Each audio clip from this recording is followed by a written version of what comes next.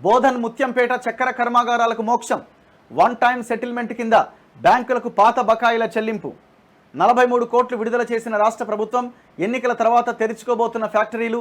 మాట నిలబెట్టుకున్న ముఖ్యమంత్రి రేవంత్ రెడ్డి. చెరకు రైతులు, కార్మిక వర్గాల్లో హర్షం. నిజంగా ఇది చాలా గొప్ప విషయం, చాలా గొప్ప విషయం. ఎందుకంటే ఇదే కల్వకుంట్ల కవిత 100 రోజుల్లో షుగర్ ఫ్యాక్టరీలు తెరిపిస్తా అని చెప్పింది. 100 రోజుల్లో తెరిపిస్తా అని కేసీఆర్ చివరికి ఏమన్నాడండి? అది కుదరదండి, అది అయ్యే పని కాదు, అది అయ్యే పని కాదు, దాన్ని మేమేం చేయలేం అని చేతులు ఎత్తేసిండు.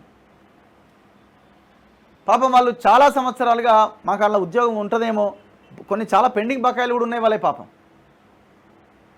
మీరు అక్కడ నిజాంపేట్, ఆ ముత్యంపేట్, బోధన ఏరియాలకు పోతే తెలుస్తుంది. ఎన్నో ర్యాలీలు, ఎన్నో ధర్నాలు, వాళ్ళు చేసిన పోరాటం అంతా ఇంత కాదు.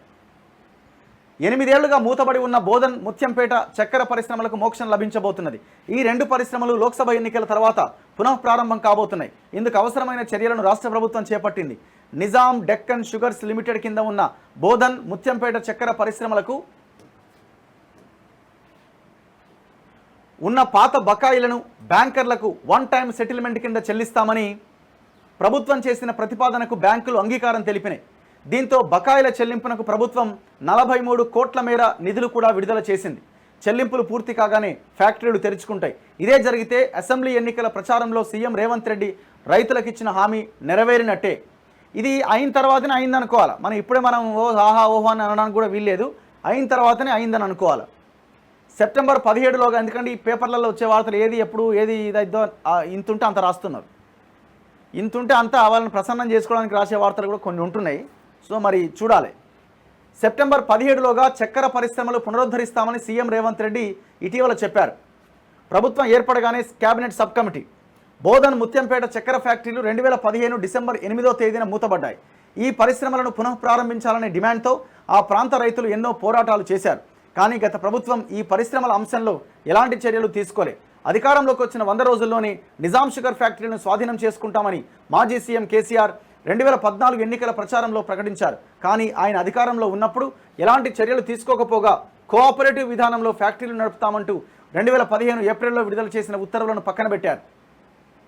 ఇక గత ఏడాది అసెంబ్లీ ఎన్నికల సందర్భంగా రాష్ట్రంలో పాదయాత్ర చేసిన రేవంత్ రెడ్డి ముత్యంపేటలో ఒకరోజు రాత్రి బస చేశారు. కాంగ్రెస్ అధికారంలోకి రాగానే చక్కెర పరిశ్రమలు పునరుద్ధరిస్తామని ఆ సమయంలో చెరకు రైతులకు హామీ ఇచ్చారు. అనంతరం ముఖ్యమంత్రిగా బాధ్యతలు చేపట్టిన రేవంత్ రెడ్డి పరిశ్రమల పునరుద్ధరణ నిమిత్తం ఐటీ మంత్రి దుద్దిళ్ల శ్రీధర్ బాబు అధ్యక్షతన 2024 జనవరిలో మంత్రివర్గ ఉపసంఘాన్ని నియమించారు. పలు చర్చల అనంతరం ఆర్థిక ఇబ్బందులు, పాత బకాయిలే బోధన్, ముత్యంపేట చక్కెర కర్మాగారాలకు ప్రధాన సమస్యలని ఆ కమిటీ తేల్చింది. దీంతో బకాయిల చెల్లింపునకు ప్రభుత్వం సిద్ధం కావడంతో ఫ్యాక్టరీల పునరుద్ధరణకు అడుగులు పడ్డాయి. ఈ పరిశ్రమలు అందుబాటులోకి వస్తే ప్రత్యక్షంగా పరోక్షంగా వేలాది మందికి ఉపాధి లభిస్తుంది. ఈ పరిస్థితుల్లో ఫ్యాక్టరీల పునరుద్ధరణకు ప్రభుత్వం చూపిన చొరవ పట్ల రైతులు హర్షం వ్యక్తం చేస్తున్నారు. సో ఇది మంచి నిర్ణయం. చూడాలి ఎంతవరకు ఇది ముందుకు తీసుకెళ్లే ప్రయత్నం చేస్తారన్నది. చిక్కని చిరుత ఇప్పటికీ ఎయిర్పోర్ట్ పరిసరాల్లోనే కొనసాగుతున్న గస్తీ ఆపరేషన్ అట. ఇగో కెమెరాలకు చిక్కిన చిరుత, అది దొరకలేదు. ఆ బోన్ పెట్టిరు కానీ అలా పడతలేదు.